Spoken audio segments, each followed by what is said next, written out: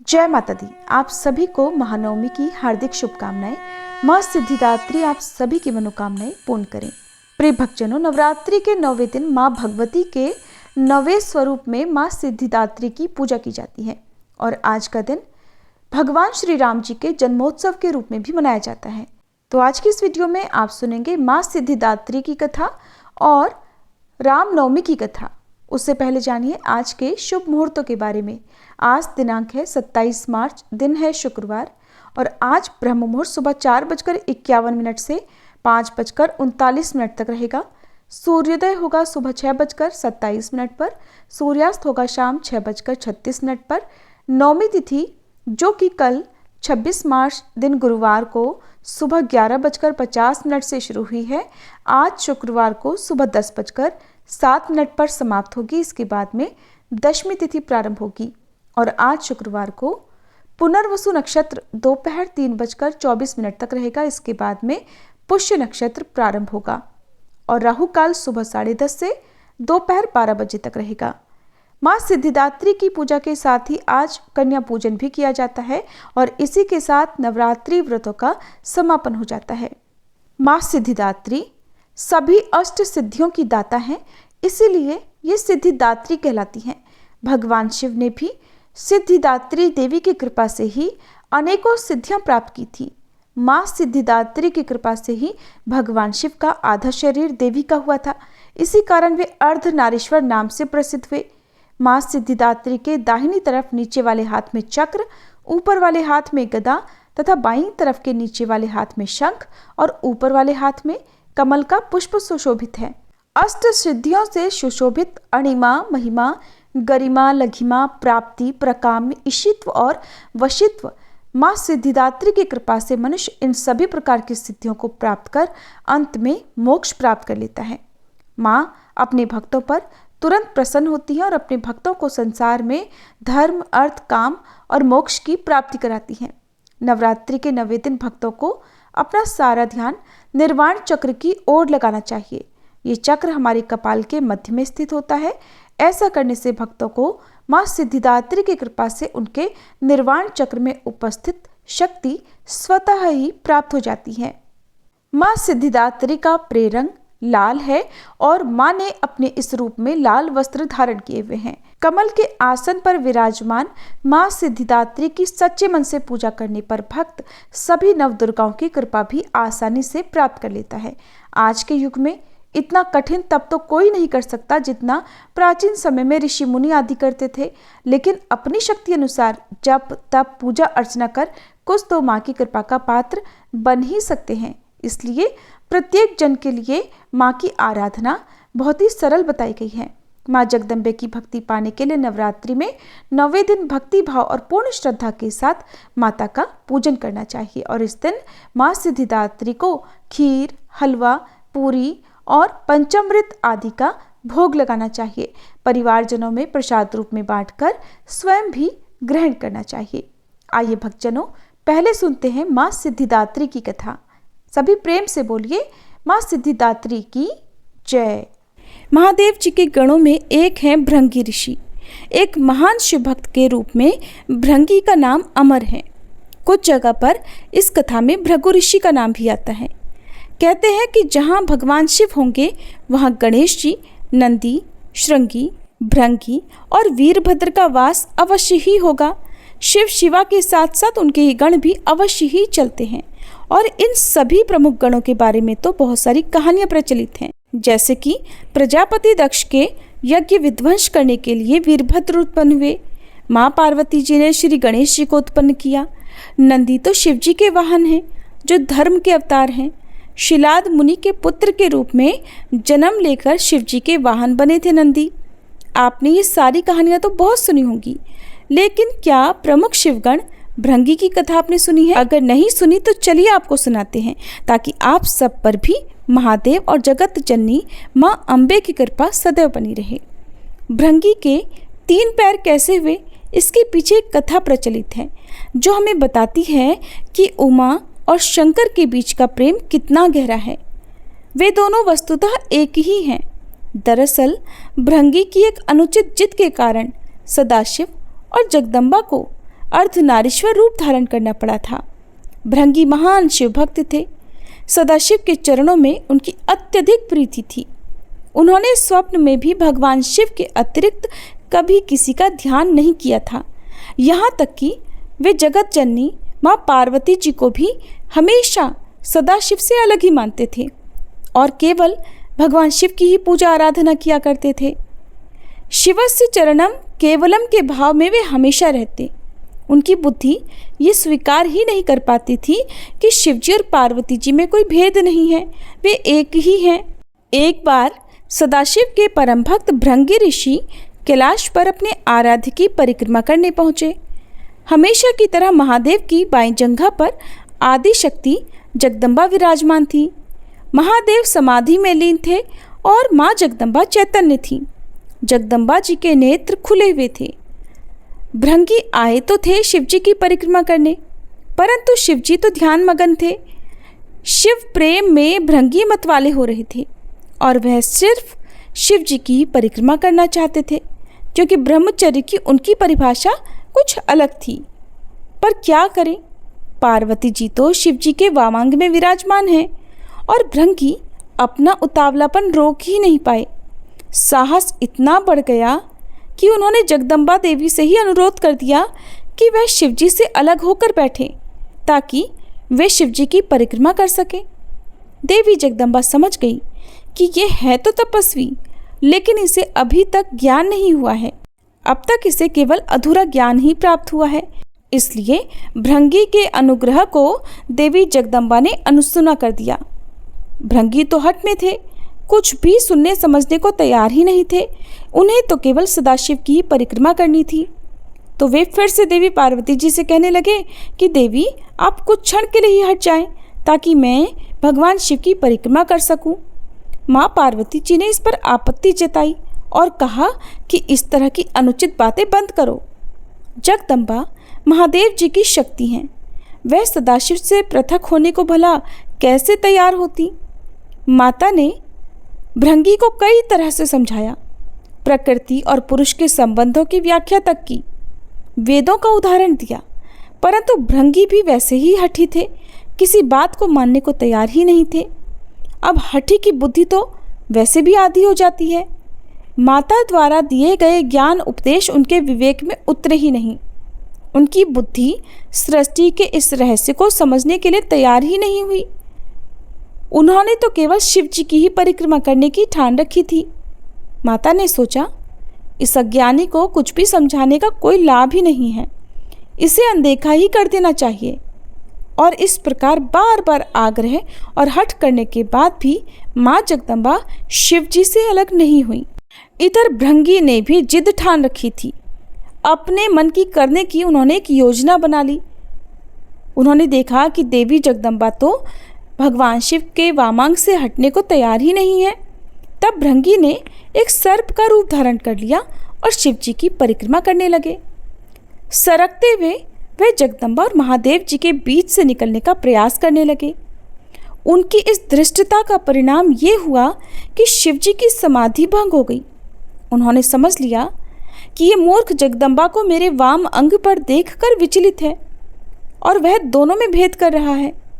तब इसे सांकेतिक रूप से समझाने के लिए शिव जी ने तत्काल ही अर्धनारीश्वर रूप धारण कर लिया। देवी जगदम्बा, जो अब तक प्रभु के वाम अंग में विराजमान थी, साक्षात दिखाई दे रही थी। अब जगदम्बा उन्हीं में विलीन हो गई थी। भगवान शिव दाहिने भाग से पुरुष रूप में और बाएं भाग में स्त्री रूप से अब दिखाई देने लगे। अब तो भृंगी की योजना पर पानी फिरने लगा। हठी का हट तो भगवान से भी ऊपर जाने लगता है। भृंगी ने इतना सब कुछ देख लिया, लेकिन इतने पर भी हिम्मत नहीं हारी, अपनी हट नहीं छोड़ी। उन्होंने तो बस शिवजी की ही परिक्रमा करनी थी। अपनी जिद पूरी करने के लिए उन्होंने सोचा कि एक बार और प्रयास करके देखा जाए। तो उन्होंने अब की बार भी हिम्मत नहीं हारी और अपनी जिद पूरी करने के लिए एक मूर्खतापूर्ण प्रयास किया। अब की बार भृंगी ने एक चूहे का रूप धारण कर लिया। चूहे के रूप में प्रभु के अर्धनारीश्वर रूप को ही कुतर कुतर कर वे एक दूसरे से अलग करने की कोशिश में जुट गए। अब तो ये अति हो गई थी। शिव भक्त भृंगी की धृष्टता को लगातार सहन करती आ रही जगदम्बा देवी का धैर्य अब खत्म हो गया। उन्होंने भृंगी को श्राप दे दिया, हे भृंगी, तू सृष्टि के आदि नियमों का उल्लंघन कर रहा है। यदि तू मात्र शक्ति का सम्मान करने में अपनी हट समझता है तो अभी इसी समय तेरे शरीर से तेरी माता का अंश अलग हो जाएगा। ये श्राप सुनकर स्वयं महादेव भी व्याकुल हो गए। भृंगी की बुद्धि तो भले ही हार गई थी, पर महादेव जानते थे कि इस श्राप का मतलब कितना गंभीर है। शरीर विज्ञान की तंत्रोक्त व्याख्या के अनुसार इंसान के शरीर में अस्थियां और पेशियां पिता से मिलती हैं, जबकि रक्त और मांस माता के अंश से प्राप्त होता है। फिर क्या था, भृंगी की तो दुर्गति हो गई और उनके शरीर से तत्काल रक्त और मांस अलग हो गया। अब उनके शरीर में केवल हड्डियां और मांसपेशियां ही बची रह गई। मृत्यु तो हो नहीं सकती थी, क्योंकि वो अविमुक्त कैलाश के क्षेत्र में थे और स्वयं सदाशिव और महामाया उनके सम्मुख थे। उनके प्राण हरने के लिए अब यमदूत वहां पर पहुंचने का साहस भी नहीं कर सकते थे। असह्य पीड़ा से भृंगी बेचैन होने लगे, व्याकुल होने लगे। ये शाप भी तो आदिशक्ति जगदम्बा का दिया हुआ था, कोई भला कुछ कर भी कह सकता था। उन्होंने ये श्राप भृंगी की भेद बुद्धि को सही रास्ते पर लाने के लिए दिया था, इसलिए महादेव भी बीच में नहीं पड़े। और इस शाप का लाभ ये हुआ कि भृंगी असहनीय पीड़ा में पड़कर समझ गए कि पितृशक्ति किसी भी सूरत में मातृशक्ति से परे नहीं है। माता और पिता मिलकर ही इस शरीर का निर्माण करते हैं, इसलिए दोनों ही पूज्य हैं। इसके बाद भृंगी ने असह्य पीड़ा में तपते हुए जगदम्बा की अभ्यर्थना की। माता तो माता होती हैं, उन्होंने तुरंत उन पर कृपा की और उनकी पीड़ा दूर कर दी।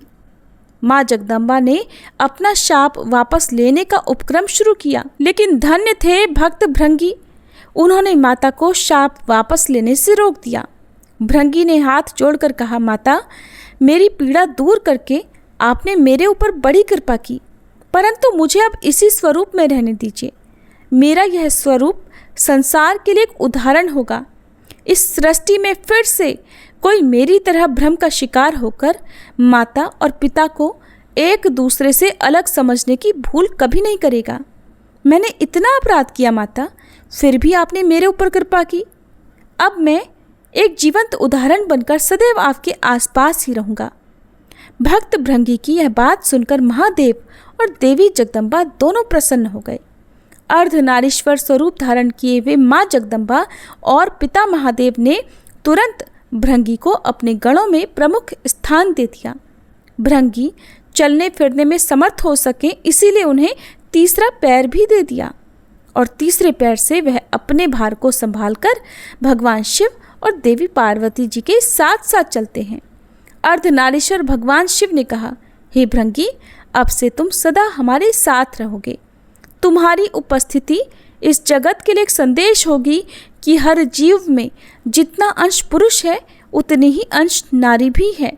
नारी और पुरुष में भेद करने वाले की गति तुम्हारे जैसी हो जाती है। पुरुष और स्त्री मिलकर संसार को आगे बढ़ाएं, दोनों बराबर अंश के योगी हैं। यही सिद्ध करने के लिए मैंने अर्धनारीश्वर रूप धरा है।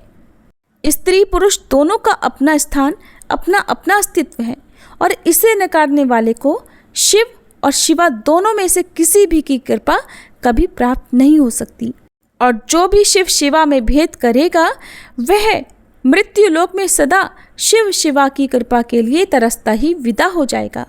भृंगी को फिर वो पद प्राप्त हुआ जिसे प्राप्त करने के लिए इंद्र आदि देवता भी तरसते रहते हैं, लालयित रहते हैं। सभी प्रेम से बोलिए अर्धनारीश्वर भगवान की जय, माँ सिद्धिदात्री की जय। अब कन्या पूजन की कथा सुनने से पहले आइए हम सब मिलकर अर्धनारीश्वर स्तोत्र का हिंदी पाठ भी सुन लेते हैं।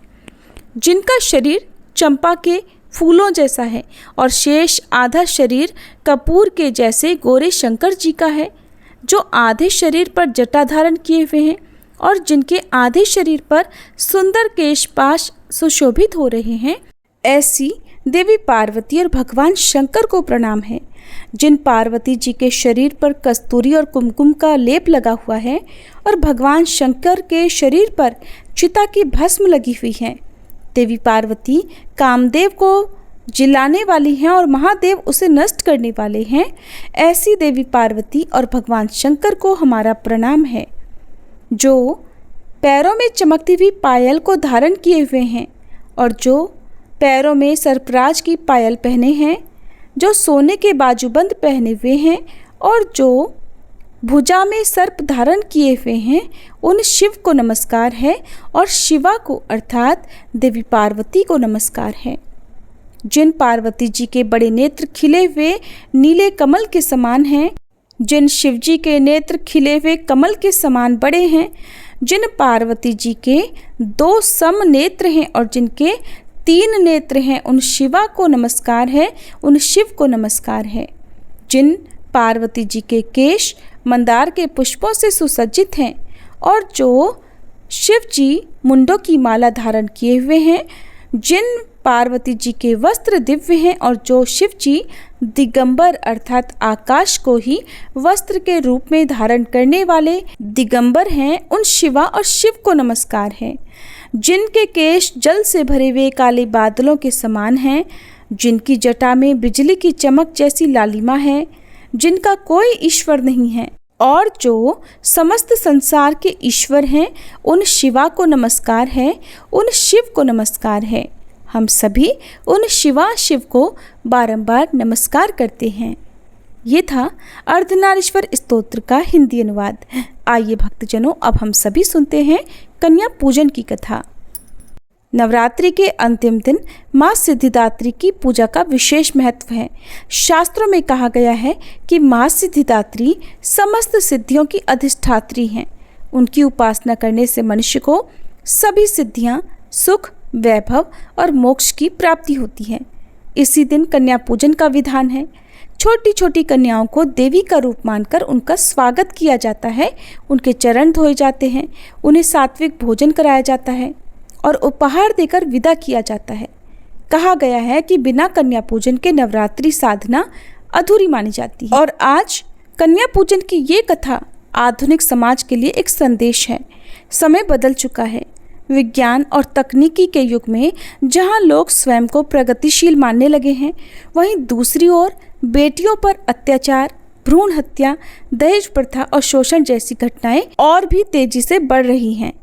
छोटी बच्चियां जिनके हाथों में गुड़िया होनी चाहिए, वे भय और पीड़ा से जूझ रही हैं। गली चौराहों पर जब कोई समाचार आता है कि किसी मासूम कन्या पर अत्याचार हुआ है, तो माँ सिद्धिदात्री का हृदय भी करुणा और वेदना से भर उठता है। माँ भी सोचती है कि ये वही धरती है जहाँ कन्याओं को देवी का स्वरूप मानकर पूजते थे। आज यही समाज उनके आंसुओं को अनदेखा कर रहा है। क्या लोगों ने भुला दिया कि हर कन्या में ही तो मेरा अंश बसता है? माँ सिद्धिदात्री अपने दिव्यलोक से आधुनिक समाज को देख रही हैं। वे देख रही हैं कि एक और नवरात्रि में भक्त घर घर जाकर कन्याओं को आमंत्रित करते हैं, उनका पूजन करते हैं, उन्हें देवी मानकर उनके चरण पखारते हैं, भोजन कराते हैं, उनसे आशीर्वाद लेते हैं। और वहीं दूसरी ओर वही समाज अपने ही घर की बेटियों को बोझ समझने लगा है।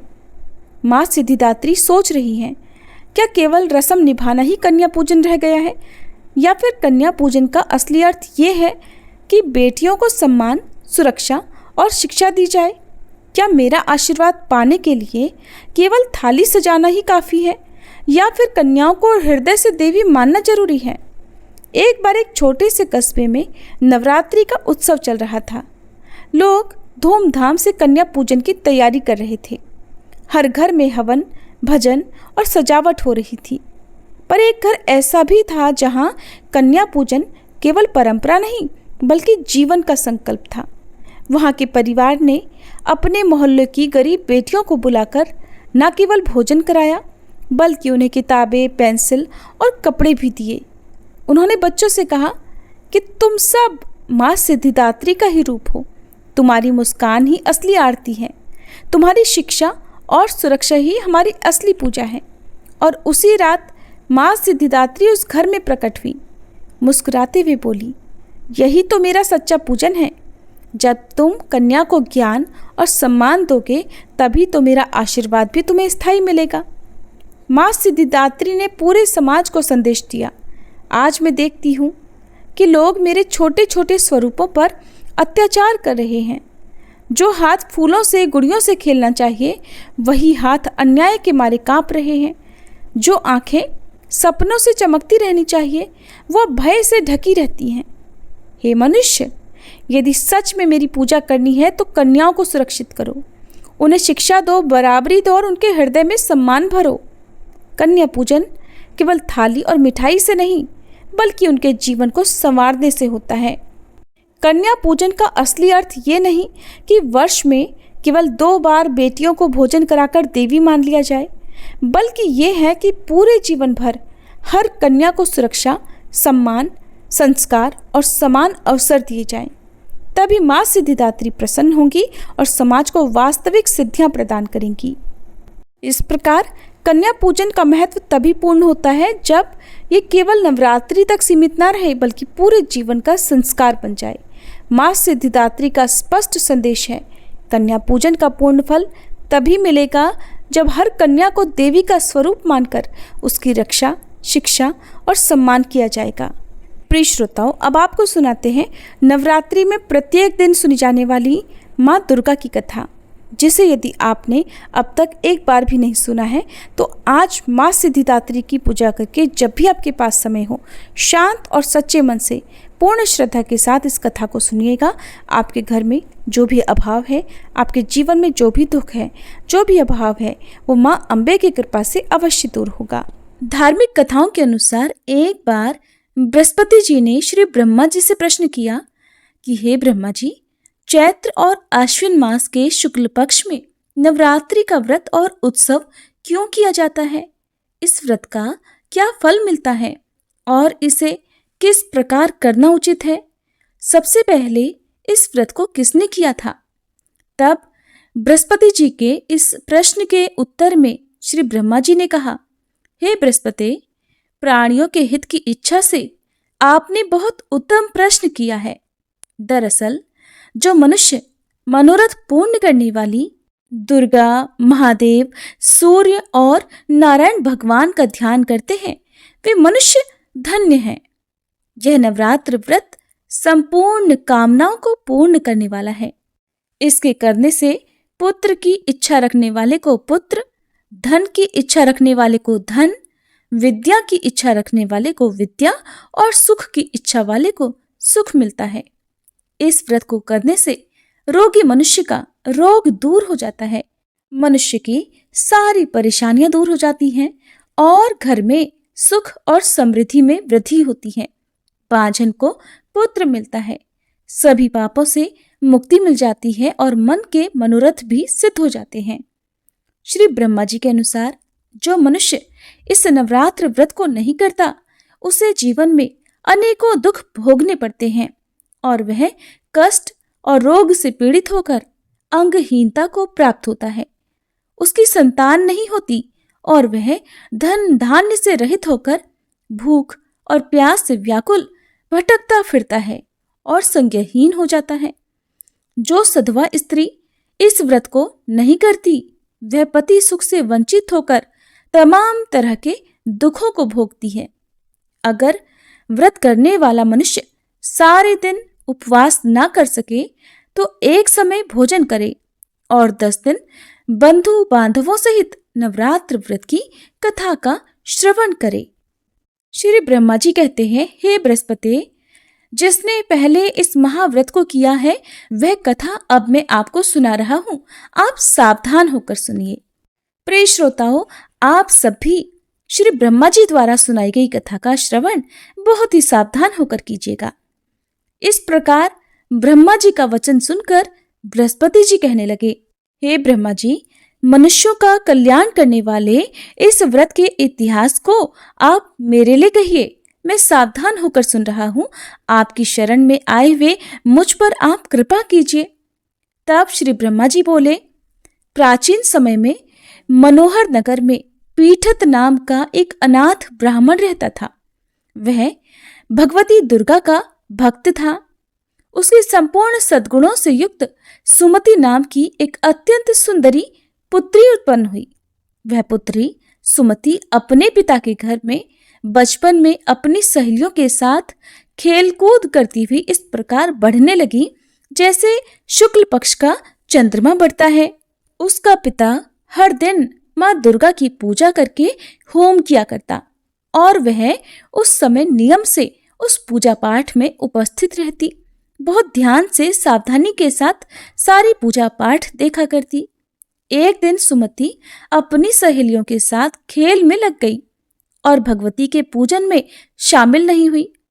उसके पिता को पुत्री की ऐसी असावधानी देखकर बड़ा क्रोध आया और वह अपनी पुत्री से कहने लगा, अरे दुष्ट पुत्री, आज तूने भगवती का पूजन नहीं किया, इस कारण जा, मैं तेरा विवाह किसी कुष्ठ रोगी या दरिद्र मनुष्य के साथ करूंगा।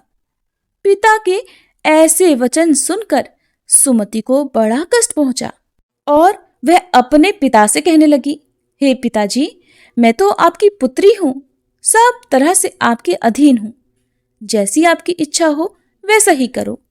राजा से, कुष्ठी से, दरिद्र से या फिर जिसके साथ चाहो आप मेरा विवाह कर दो, लेकिन होगा वही पिताजी जो मेरे भाग्य में लिखा है। मेरा तो अटल विश्वास है कि जो जैसा कर्म करता है उसको कर्मों के अनुसार वैसा ही फल भोगने को मिलता है, क्योंकि कर्म करना तो मनुष्यों के अधीन है, लेकिन फल देना ईश्वर के हाथ में है। जैसे अग्नि में पड़ने से तिनके आदि उसको और अधिक जला उठते हैं, इसी प्रकार कन्या के निर्भयता से भरे हुए वचन सुनकर ब्राह्मण ने क्रोधित होकर अपनी पुत्री का विवाह एक कुष्ठी के साथ कर दिया और अत्यंत क्रोधित होकर अपनी पुत्री से कहने लगा, पुत्री, अपने कर्म का फल भोगो, देखें तुम भाग्य के अधीन रहकर क्या करती हो। पिता के ऐसे कड़वे वचनों को सुनकर सुमति मन ही मन में सोचने लगी, अहो, मेरा बड़ा दुर्भाग्य है जिससे मुझे ऐसा पति मिला। इस तरह अपने दुख का विचार करती हुई वह कन्या अपने पति के साथ घोर वन में चली गई और डरावने कुशायुक्त उस भीषण वन में उन्होंने वह रात बड़े कष्ट से बिताई। उस गरीब बालिका की ऐसी दशा देखकर देवी भगवती ने उस कन्या के पूर्व पुण्य के प्रभाव से प्रकट होकर उससे कहा, हे दीन ब्राह्मणी, मैं तुझसे प्रसन्न हूं, तुम जो चाहो सो वरदान मांग सकती हो। भगवती दुर्गा के ऐसे वचन सुनकर वह ब्राह्मण कन्या बोली, आप कौन है देवी, वह सब मुझसे कहिए। ब्राह्मण कन्या का ऐसा वचन सुनकर देवी ने कहा कि पुत्री, मैं आदिशक्ति भगवती हूँ, मैं ही ब्रह्म विद्या और सरस्वती हूँ।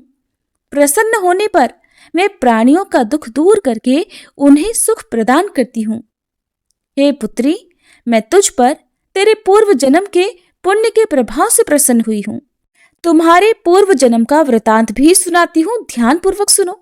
तुम अपने पूर्व जन्म में एक भील की पत्नी थी और अति पतिव्रता थी। एक दिन तुम्हारे पति निषाद ने चोरी की। चोरी करने के कारण तुम दोनों को सिपाहियों ने पकड़ लिया और ले जाकर कारागार में कैद कर दिया। उन लोगों ने तुम्हें और तुम्हारे पति को भोजन भी नहीं दिया। इस प्रकार नवरात्रि के 9 दिन तक तुमने न तो कुछ खाया और न जल ही पिया। इस प्रकार 9 दिन तक तुमसे नवरात्रि का व्रत हो गया। हे पुत्री, उन दिनों जो तुमसे व्रत हुआ, उसी व्रत के प्रभाव से प्रसन्न होकर मैं अब तुम्हें मनोवांछित वर देती हूँ। तुम्हारी जो इच्छा हो सो मांगो।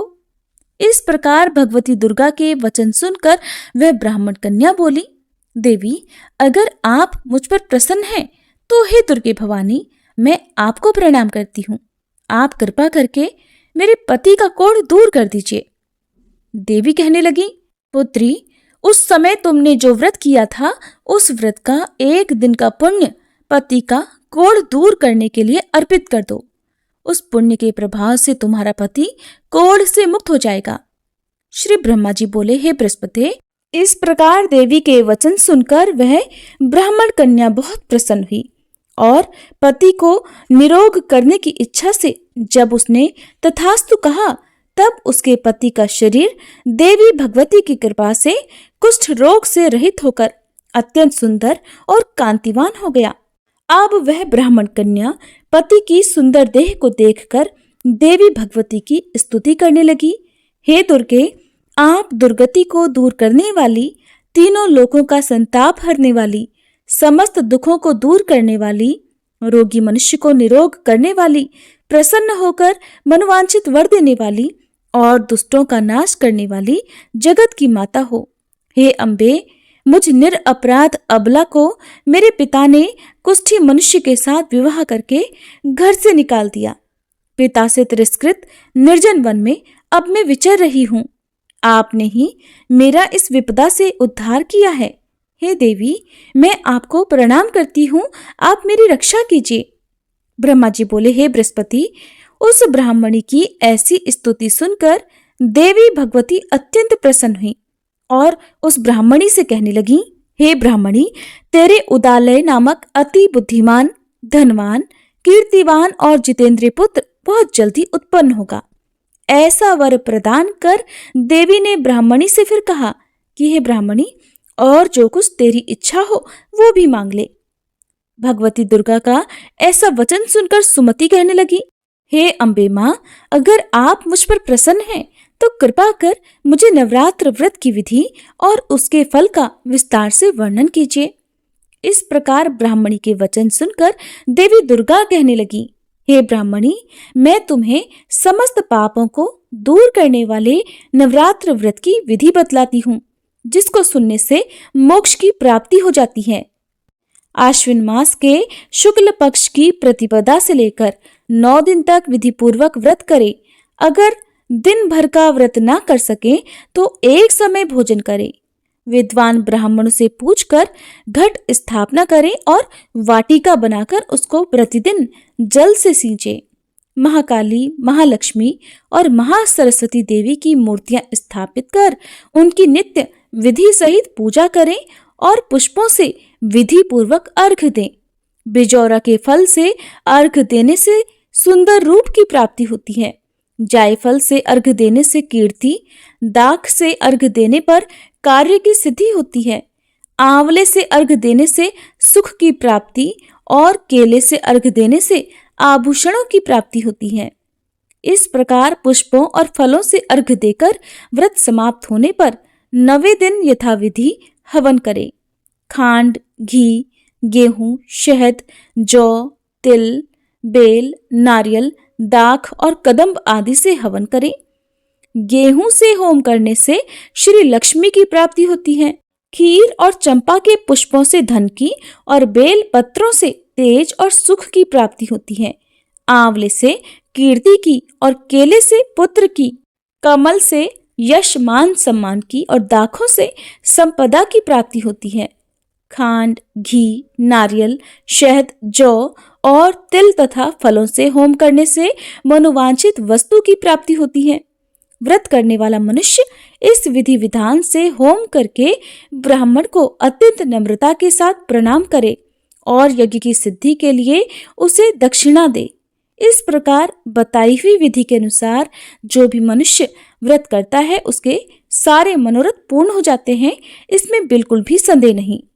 इन 9 दिनों में जो कुछ दान आदि दिया जाता है उसका करोड़ों गुना फल मिलता है। इस नवरात्र व्रत करने से अश्वमेध यज्ञ का फल मिलता है। हे ब्राह्मणी, इस संपूर्ण कामनाओं को पूर्ण करने वाले उत्तम व्रत को तीर्थ, मंदिर या फिर घर में ही विधि के अनुसार करें। श्री ब्रह्मा जी बोले, हे बृहस्पति, इस प्रकार ब्राह्मणी को व्रत की विधि और फल बताकर देवी भगवती अंतर्ध्यान हो गईं। जो मनुष्य या स्त्री इस व्रत को भक्ति पूर्वक करती है या करता है, वह इस लोक में सुख प्राप्त कर अंत में दुर्लभ मोक्ष को प्राप्त हो जाता है। हे बृहस्पति, यह इस दुर्लभ व्रत का महात्म्य है जो मैंने आपको बतलाया है। ये सुनकर बृहस्पति जी आनंद से प्रफुल्लित होकर श्री ब्रह्मा जी से बोले, हे ब्रह्मा जी, आपने मुझ पर अति कृपा की जो मुझे नवरात्र व्रत का महात्म्य सुनाया। ब्रह्मा जी बोले कि हे बृहस्पति, यह देवी भगवती शक्ति संपूर्ण लोकों का पालन करने वाली हैं। इन महादेवी के प्रभाव को कौन जान सकता है? प्रेम से बोलिए देवी दुर्गा की जय। प्रिय श्रोताओ, अब आपको सुनाते हैं राम नवमी की कथा। पौराणिक कथा के अनुसार अयोध्या के महाराज दशरथ को पुत्र रत्न की प्राप्ति नहीं हो रही थी।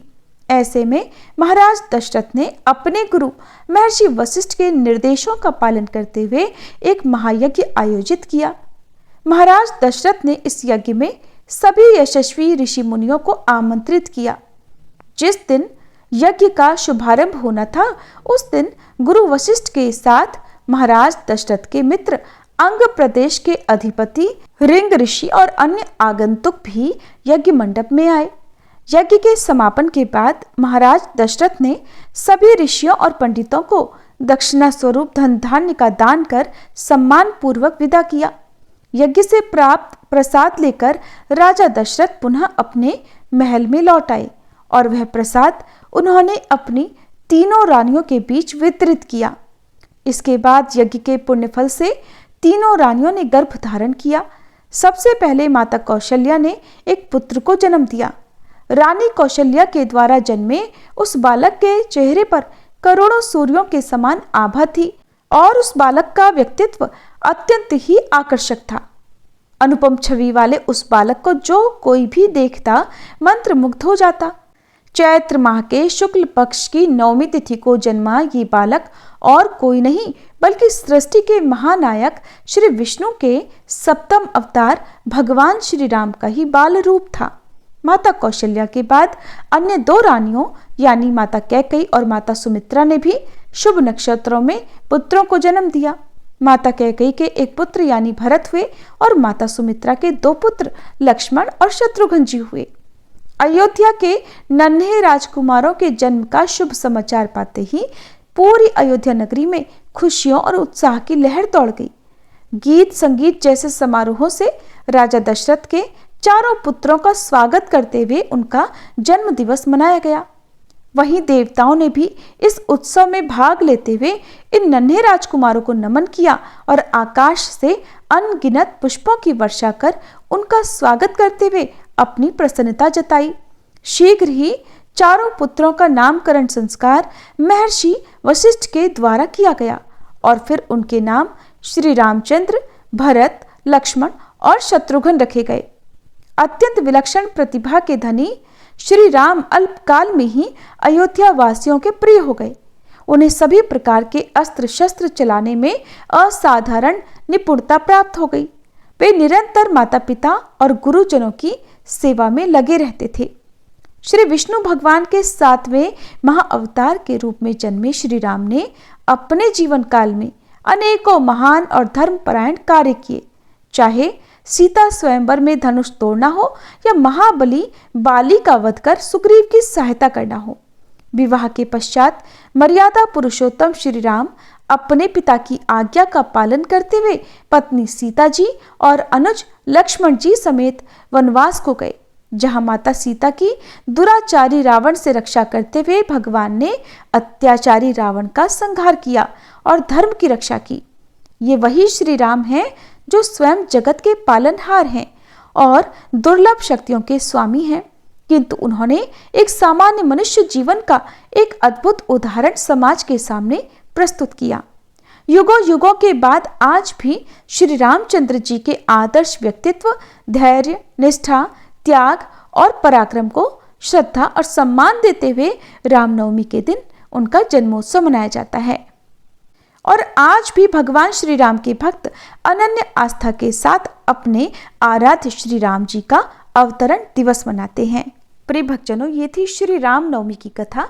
सभी प्रेम से बोलिए मर्यादा पुरुषोत्तम भगवान श्री राम जी की जय। अब सुनिए माँ सिद्धिदात्री की आरती और क्षमा याचना। ओम जयति जय सिद्धिदात्री, मैया जयति जय सिद्धिदात्री, हम भक्तों की मैया तुम हो महतारी। ओम जयति जय सिद्धिदात्री, अष्ट सिद्धि देने वाली तुम हो जग की माता, तुमसे कुछ न असंभव, सब तुमसे आता। ओम जयति जय सिद्धिदात्री। ऋषि मुनि देव योगी नर गुणगान करे, दुष्टों को माँ मारे, भक्तों का कल्याण करे। ओम जयति जय सिद्धिदात्री। जग में अनुपम महिमा, दुख दारिद्र मिटे, दया तुम्हारी मैया, सुख समृद्धि बरसे। जयति जय सिद्धिदात्री। शुंभ निशुंभ को मारा, की लीला अति न्यारी, अपनी दास बनाओ, भोले की प्यारी। ओम जयति जय सिद्धिदात्री। शंख चक्र गदा और पुष्प कमल सोहे, छवि माता की प्यारी, सबका मन मोहे। ओम जयति जय सिद्धिदात्री। नवरात्रि में 9वें दिन करते माँ का ध्यान, मन इच्छा फल पावे, मिट जावे अज्ञान। ओम जयति जय सिद्धिदात्री। माँ मेरे घर में विराजो, सदा सहारा बनो, बिगड़ी बनाना मैया, मेरे मन में बसो। ओम जयति जय सिद्धिदात्री। माँ सिद्धिदात्री की आरती जो कोई मन से गावे, सर्व सिद्धि वो पावे, मन नहीं घबराए। ओम जयति जय सिद्धिदात्री। ओम जयति जय सिद्धिदात्री। मैया जयति जय सिद्धिदात्री। हम भक्तों की मैया, तुम हो महतारी। ओम जयति जय सिद्धिदात्री। प्रेम से बोलिए शिरों वाली मैया की जय, माँ सिद्धिदात्री की जय। प्रिय भक्तजनों, अब हम सभी मिलकर माता रानी से क्षमा याचना करते हैं, ताकि हमारे द्वारा हुई किसी भी गलती के लिए माता रानी हमें क्षमा कर सके। हे परमेश्वरी, मेरे द्वारा रात दिन सहस्त्रों अपराध होते रहे हैं, अतः आप मुझे अपनी सेवक समझकर कृपा पूर्वक मेरे उन अपराधों को क्षमा करो। न तो मैं आह्वान करना ही जानती हूँ, न विसर्जन करना ही जानती हूँ, और न पूजा ही करना जानती हूँ। हे परमेश्वरी, मुझे क्षमा करो। हे सुरेश्वरी, मैंने जो मंत्रहीन, क्रियाहीन और भक्तिहीन पूजन किया है, वह सब आपकी दया से पूर्ण हो। सैकड़ों अपराध करके भी भक्त आपकी शरण में आकर केवल जगदम्ब कहकर ही मोक्ष को प्राप्त करते हैं, जिसे ब्रह्मादि देवगण भी पाने में असमर्थ होते हैं। हे जगदम्बिके, मैं अपराधी हूँ, किंतु आपकी शरण में आई हूँ, अतः इस समय मैं दया की पात्र हूँ। आप जैसा चाहो वैसा करो। अज्ञानवश या बुद्धि भ्रम होने के कारण भूल से मैंने जो कुछ भी कम या अधिक कर दिया हो, हे देवी, हे परमेश्वरी, सब अपराध क्षमा करो और प्रसन्न हो। हे जगन्माता, हे कामेश्वरी, सच्चिदानंद स्वरूपिणी परमेश्वरी, आप प्रेम पूर्वक मेरी यह पूजा स्वीकार करो और मुझ पर प्रसन्न हो। आप गुप्त से भी गुप्त वस्तु की रक्षा करने वाली हो। आप मेरे किए हुए इस जप को ग्रहण करके मेरे सभी अपराधों को क्षमा करो। हे देवी, हे महेश्वरी, आपकी कृपा से मुझे सिद्धि की प्राप्ति हो।